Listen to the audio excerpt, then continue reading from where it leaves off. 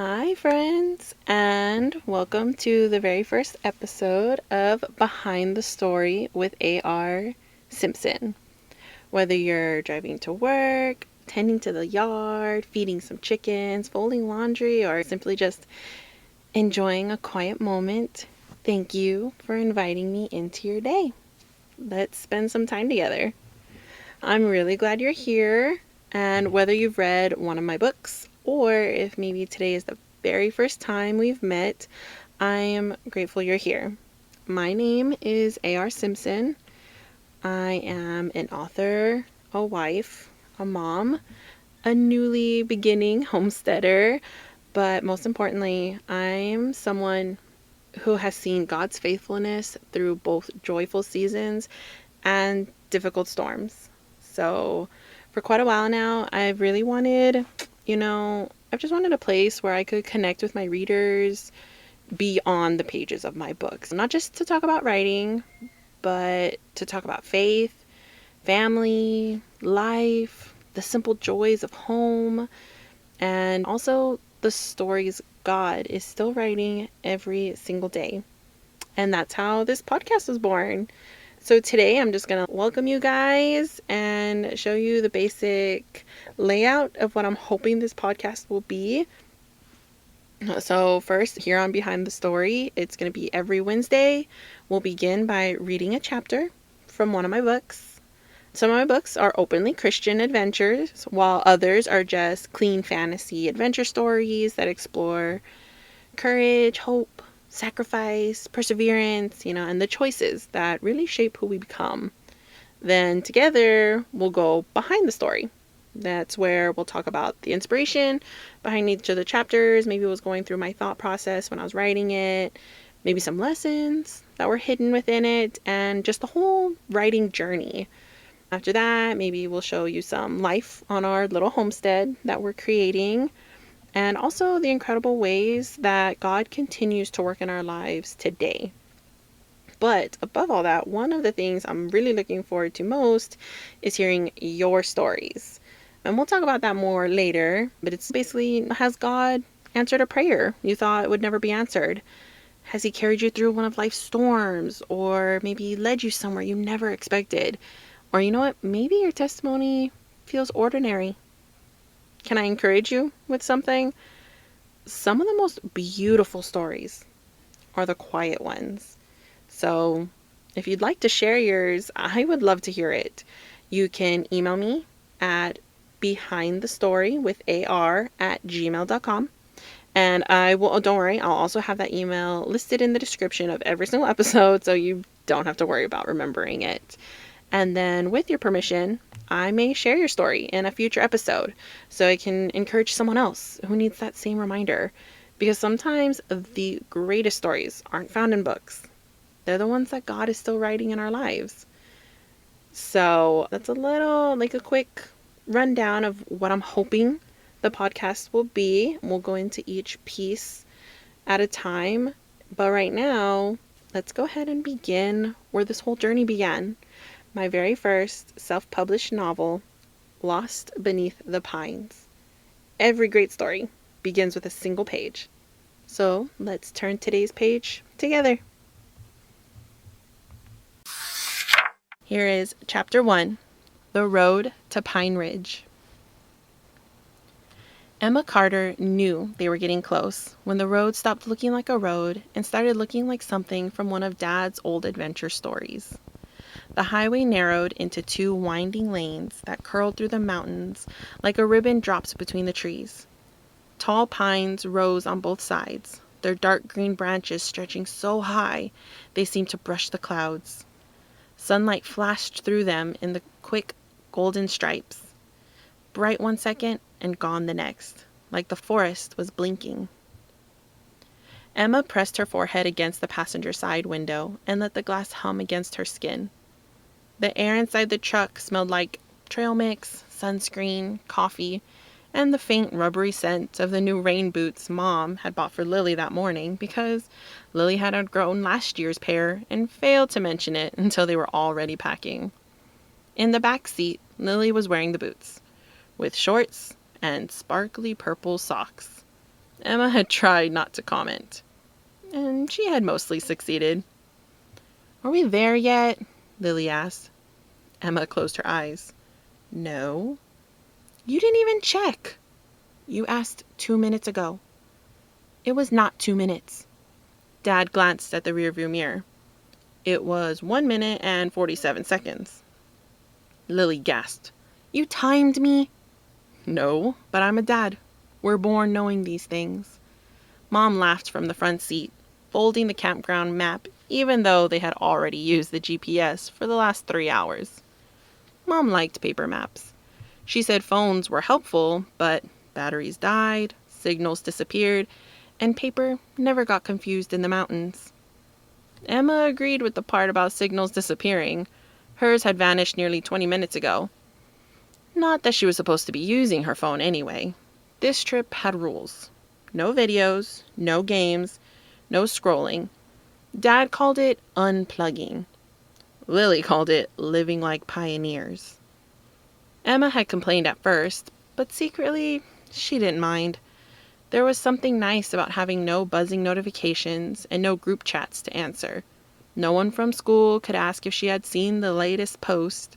No one could make plans without her and accidentally make sure she saw the pictures. Out here, there was only the road, the trees, and her family. For 3 whole days. That didn't sound too terrible. "Seriously, though," Lily said, leaning forward as far as her seatbelt allowed. "How much longer?" Dad pointed ahead. "See that bend?" "Yes." "Just after that." Lily sat up straighter. "Really?" "Really." Emma did too. The truck rounded the curve slowly, gravel crunching beneath the tires as the road climbed higher. Then, without warning, the forest opened. A lake appeared below them. It spread wide and still between the mountains, shining silver blue beneath the afternoon sun. Pine trees surrounded the water in every direction, their reflections trembling slightly across the surface. Beyond the lake, the mountains rose in soft blue layers, fading into the sky like watercolor. For a moment, nobody spoke. Even Lily was quiet. Then she whispered, "Whoa." Emma smiled. That was exactly the right word. Mom lowered the map into her lap. Beautiful. Dad nodded, his hand steady on the wheel. "Welcome to Pine Ridge." The wooden sign came into view a few minutes later, standing between 2 massive pines. Pine Ridge Family Campground. Beneath the words was a painted pine tree, a winding trail, and a small black bear standing beside a campfire with a marshmallow stick. Lily pointed. "Bear!" "A painted bear," Emma said. "But there are real bears here, right?" Dad turned into the campground entrance. "There can be." Lily's eyes grew huge. "Like, nearby?" "Not usually near people," Dad said, "and not if campers follow the rules." Mom looked over her shoulder. "Which we will." Lily nodded seriously. "I will follow all bear rules." Emma smirked. "You don't even follow sock rules." Lily looked down at her purple socks proudly. "These are called style." "They're called a warning sign."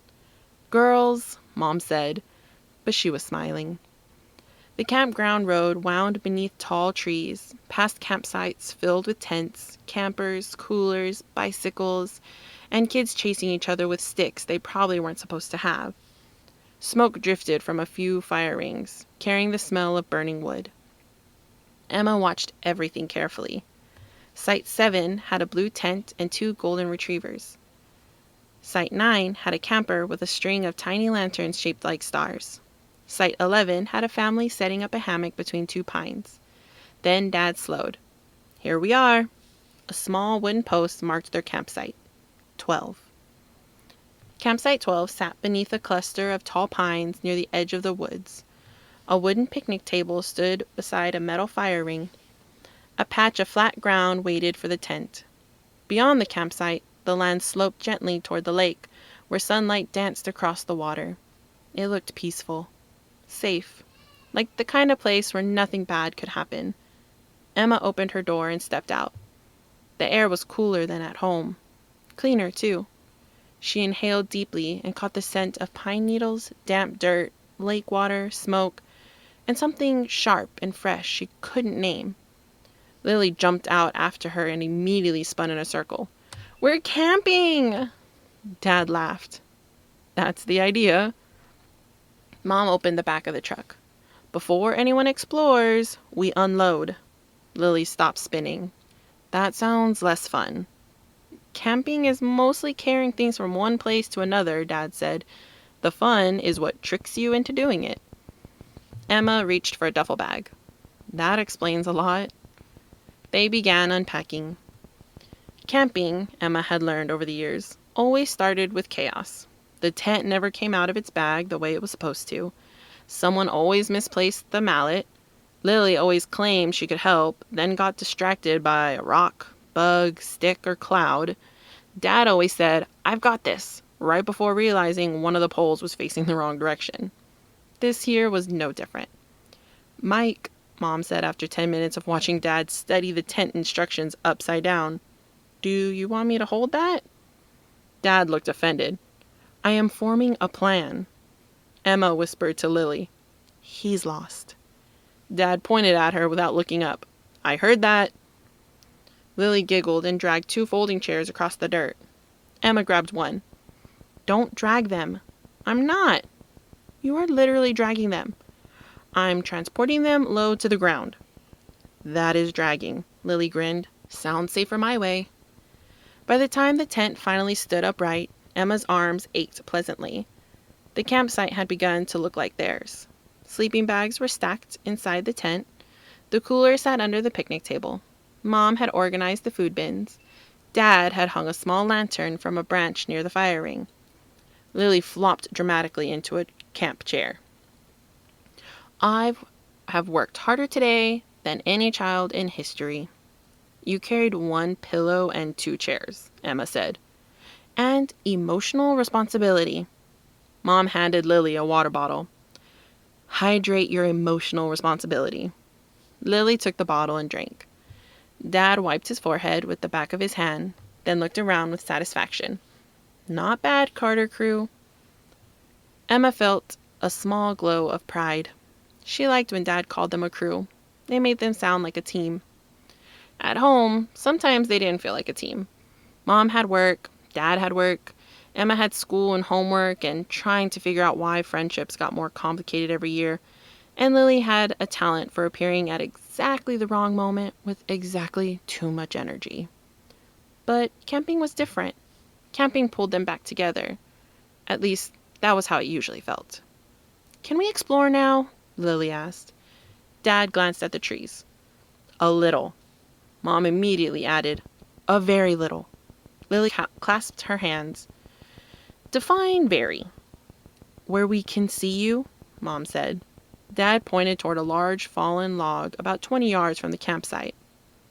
It lay at the edge of the woods, covered in moss and old pine needles.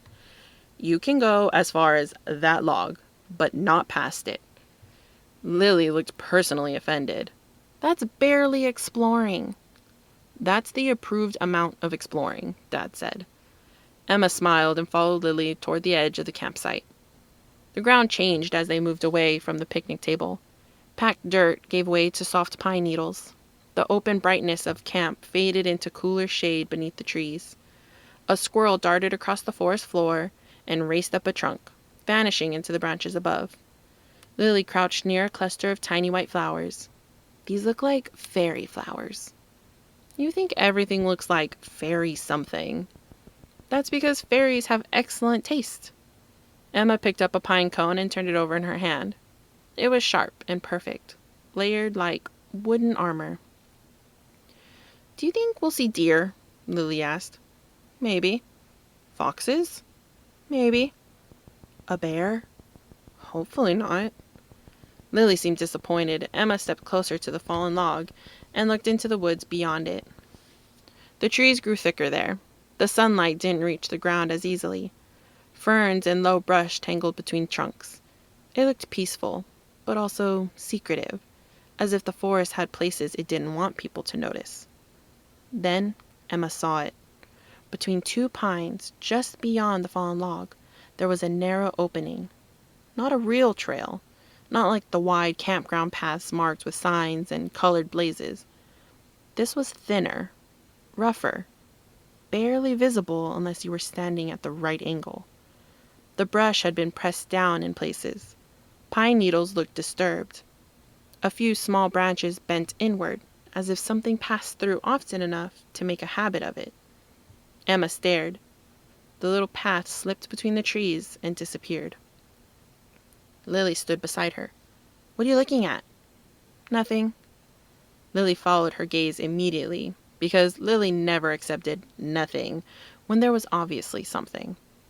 "Oh," her voice dropped with interest. "A secret trail." "It's probably not a trail." "It looks like one. Probably animals." "Animals know cool places." Emma couldn't argue with that. For a moment the two sisters stood side by side, staring beyond the fallen log. The narrow path seemed to wait quietly, like a question. "Girls," Mom called from camp, "come wash up, we're starting dinner." Lily turned right away. "Hot dogs?" "Yes." "With chips?" "Yes." "With marshmallows after?" "If you eat actual food first." Lily ran back. Emma lingered for one extra second. She didn't know why the little trail interested her so much. Maybe because it looked like it went somewhere no one else knew about. Maybe because she was 12, almost 13, and lately she hated feeling like every decision had to be approved by someone older. Or maybe because some things looked harmless from the beginning. Emma tossed the pine cone aside and returned to camp. Dinner was hot dogs cooked over the fire, baked beans warmed in a small pot, potato chips eaten from paper plates, and lemonade poured into plastic cups. Dad said food tasted better outside. Lily said that depended on whether ants were involved. After dinner, Dad helped the girls roast marshmallows. Lily caught hers on fire almost immediately. "Blow it out!" Emma shouted. Lily waved the stick wildly. "Not at people!" Mom said, ducking. Dad rescued the flaming marshmallow with the calm skill of a man who had been saving snacks from disaster for years. "It's not burned," Lily insisted. Emma stared at the black lump sliding off the stick. "It looks like a meteor." "It's caramelized." "It's charcoal." "I like charcoal." "You do not." Lily ate it anyway, then made a face. Dad laughed so hard he had to sit down. As evening settled, the sky above the pines turned soft purple, then deep blue. Stars began appearing one by one. The fire crackled and popped, sending sparks twisting upward into the dark. Mom reached into her bag and pulled out her small Bible. "All right," she said. "Devotion time." Lily leaned against Dad's side. Emma tucked her legs beneath her in the camp chair. This was a Carter family tradition. At home, devotions usually happened at the kitchen table or in the living room before bed. Sometimes Emma liked them. Sometimes she was tired and wanted to rush. But out here, with the fire glowing and the forest quiet around them, the words always seemed to settle differently. Mom turned a few pages. "Psalm 46:1, she said.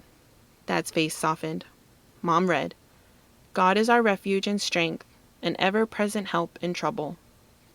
The forest seemed especially still after that. Dad looked at the girls. "What does refuge mean?" "A safe place," Emma answered. "Right. Like a storm shelter?" Lily asked. "That's a good example," Mom said. "Or home," Emma added. Mom nodded. "Yes, like home." Dad picked up a small stick and turned it between his fingers. The important part is that this verse doesn't say God is only with us when things are easy. It says he is an ever-present help in trouble. Lily frowned. "But we're not in trouble." Dad smiled. "No, we're not." "Unless my marshmallow counts," Emma said. "It counts," Lily said solemnly. Mom smiled, then continued. "Sometimes we remember verses before we need them. Then, when hard moments come, God brings them back to our hearts." Emma looked into the fire. The words were nice, comforting, but trouble felt far away. They were at a campground with other families nearby. Their truck was only a few feet away. Their tent glowed softly behind them with the lantern inside. Mom and Dad were right there. Nothing bad was going to happen. Still, Emma glanced toward the dark wall of trees beyond the fallen log. The woods looked different at night. During the day, the forest had seemed inviting. Now it looked endless. The narrow opening between the trees had vanished into shadow, but Emma knew where it was. Dad followed her gaze. Woods feel bigger at night, don't they?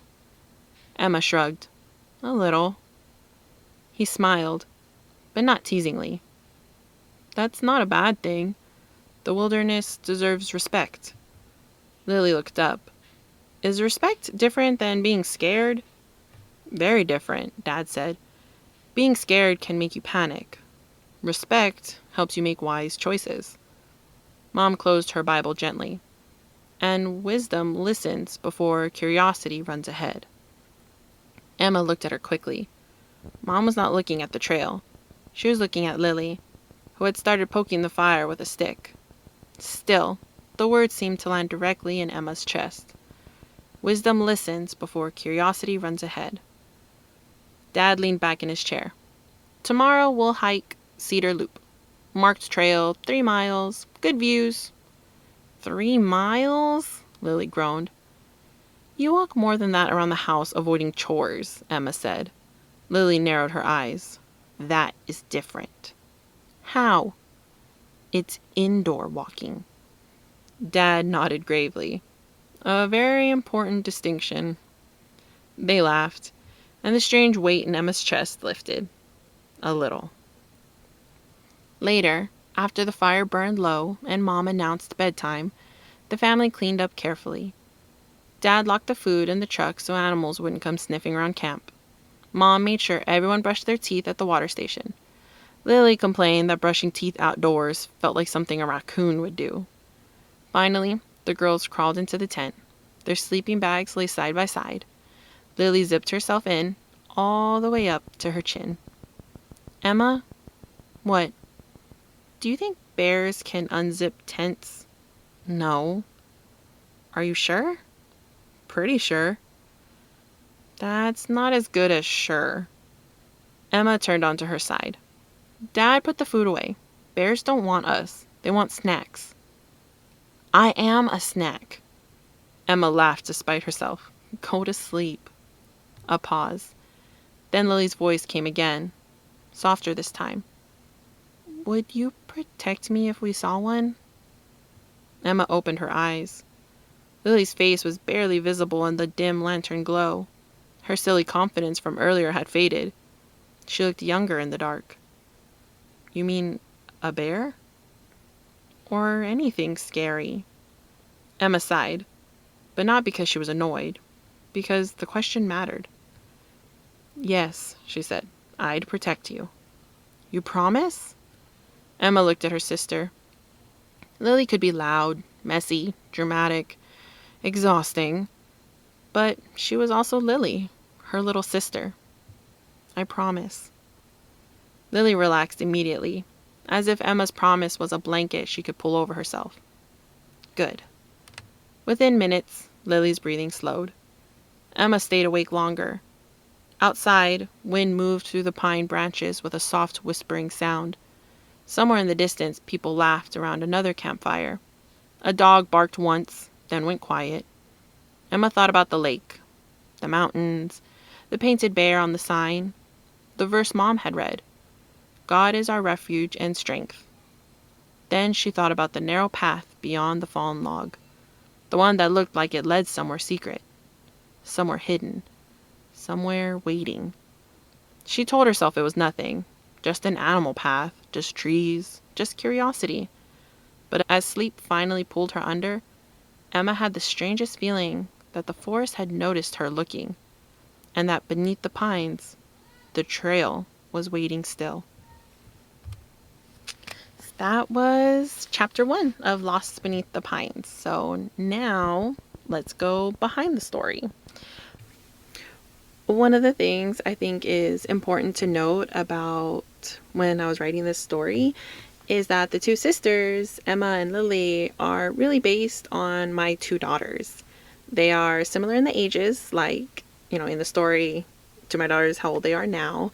And it's really fun going back and reading the stories again and seeing how similar I made their characters to my daughters. And this book and the whole series in general has truly been for my children. I really wanted something for them to read that was, that could strengthen their relationship with God and that was also just exciting and interesting. And so it's just important for me to note that, these two sisters are based on my daughters and the relationship that they have together.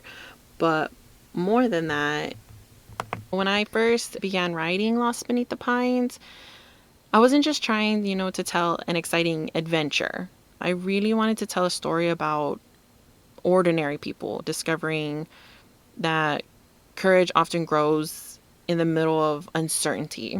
And as I wrote this book, I kept coming back to one simple thought that every great adventure, it really begins with a single step.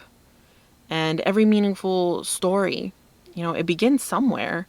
Sometimes we wish we could see the entire path ahead. We want to know what's coming. We want to plan. But God rarely shows us the whole journey at once. That's, just not the way it works. And instead, he invites us to trust him one step at a time. And that could be true in writing.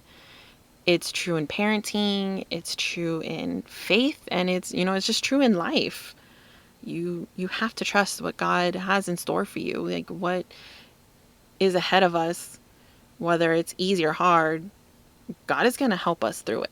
He made that path for us. And it's not like he just abandons us. He's always there to help us through it. And I think there's one verse that has encouraged me many times is Philippians 1:6, which is being confident of this, that he who began a good work in you will carry it on to completion until the day of Christ Jesus. And I love that promise because it reminds me that God finishes what he starts. The story he's writing in your life, it isn't finished. The chapter you're living today, it's not the end. It's just simply one chapter in a much bigger story. So that was a little insight to my book writing and my thought process. And so before we move on, I would now like to take you behind the keyboard. I just thought I would like to share a little bit about what I'm currently writing right now. So how my writing started in general, it's been since I was a kid. I've loved writing, whether it was good or not, I don't know. I would just have these ideas, have some stories in my head. And as I got older, when I had my own email and my own Google Drive and everything, I started keeping track of stories, writing them down, and just keeping them, storing them there, not really doing much with them. And then I started seeing these videos. I kept seeing videos of people saying oh, you can publish your own books on Amazon. You do it yourself. You just type it out and send it. And I talked to my husband about it, told him about the ideas that I had and what I was hoping to do moving forward. And of course, my amazing husband, he's just always supportive, always loving, always pushing me to reach for things I don't think I'm capable of doing. And so he was like, yeah, go for it.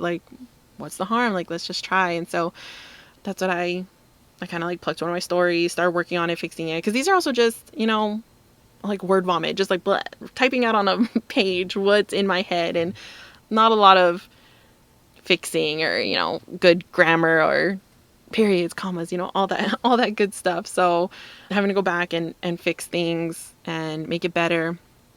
So with this book, Lost Beneath the Pines, it's actually 7 books. There's 7 different stories that follow these sisters going through different adventures.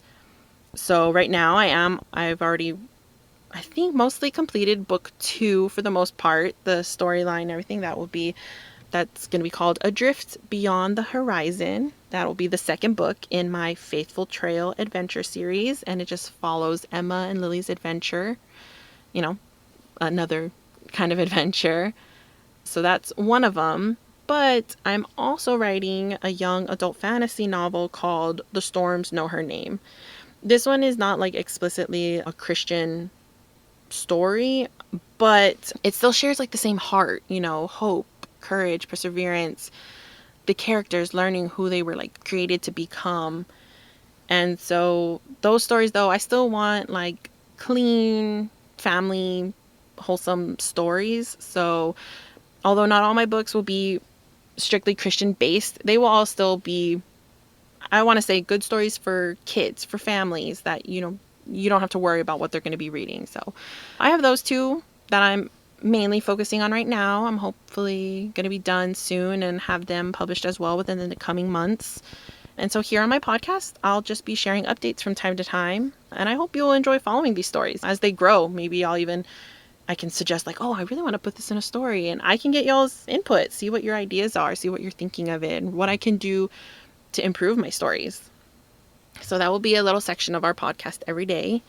And then from there, before we finish, we're going to move on to let's head around the homestead. I wanted to tell you a little bit about our little homestead that we're working on. So my husband and I, we do have a few acres in another town that was actually left to him by his mom. That's where he grew up and everything. And his aunt still lives out there on the land. And our plans were to build a house out there, move out there, and really build this big, beautiful farm, homestead thing. But because, God sometimes has different plans. My husband was blessed enough with a great job here in the valley, close to home, because he was traveling. He did have a traveling job where we missed him a lot. He was away from home for weeks, maybe months at a time. So when this blessing was just dropped in our lap, we couldn't say no. He needed to take this job opportunity. But however, the job is a little bit farther from where we have our acres. We have about 5 acres. It's a little too far. So we did start thinking about, is that going to affect the job? Because, we want this job to work. We wanted it home with us. Well, yet another one of God's many blessings. My parents also gifted us with my childhood home that I grew up in. My parents moved to another town to be closer to my grandparents. And so they gave us my childhood home. And although this home is also a bit far from his job, it was closer than our acres of land. And this house sits on about a third of an acre. So it's still like a pretty good sized lot. And I've really just learned that you don't need a lot of land to enjoy God's creation. Sometimes a homestead simply begins with faithfully caring for what God has already placed in your hands. So that's what we started doing. And right now, our family enjoys we have chickens, quail, a couple turkeys. We have like 4 dogs right now. And we just recently got a little kitten that we found. She's super sweet. We're also working on improving our property and just slowly turning it into a place where our family loves spending time together. So I have a feeling you'll be hearing plenty of stories from our little homestead in future episodes. Because some of my favorite stories don't come from books. They come from everyday life. And I can't wait to share those moments with all of you too. So then this will bring us to our next part. This will be behind your story. One day, I hope this becomes one of my favorite parts of the podcast, because if God has ever answered a prayer, carried you through a difficult season, shown his faithfulness, or simply just reminded you that he was with you, I would love to hear your story. I welcome you guys. You can email me at behindthestorywithar@gmail.com. I mentioned before, I'll leave the email listed in the description below. And then with your permission, your story may be featured in a future episode, because that can encourage someone else, because God is still writing our stories every single day. So I'm really excited for that part of the podcast. I want to hear your stories. I mean, it could be something small. It could have been this grand adventure that he brought you through, anything. So please, like, don't be shy. You can let me know in your email if you want to be anonymous, if you want to change the names, like whatever. It's your story. You tell me how you would like me to share that with others, like what you got to experience with God. I'm really looking forward to that. So now we have a thought for the week. As you go through this week, I hope you'll remember this, that every story begins somewhere, but only God knows how beautifully He can write the ending. Keep that in mind as you're going through the day, that you are living the story God has written for you. So before we go, I just want to say thank you for spending this time with me. Starting this podcast has been on my heart for some time now, and it's something that I've prayed about often. My prayer is just that this becomes more than just a podcast. I pray it becomes a community where readers, writers, families, homesteaders, and friends, like, we can just encourage one another, share the stories that God is writing in our lives, and remember that He's faithful in every season. If today's episode encouraged you, I would be honored if you'd follow the podcast and leave a review. It really helps others discover the show and become part of this hopefully growing community. So whether your story feels extraordinary or wonderfully ordinary, it matters. Join me every Wednesday as we turn another page together. And remember, every chapter has meaning, every story matters, and God is still writing your story. God bless, and I'll see you next time on Behind the Story with A.R. Simpson.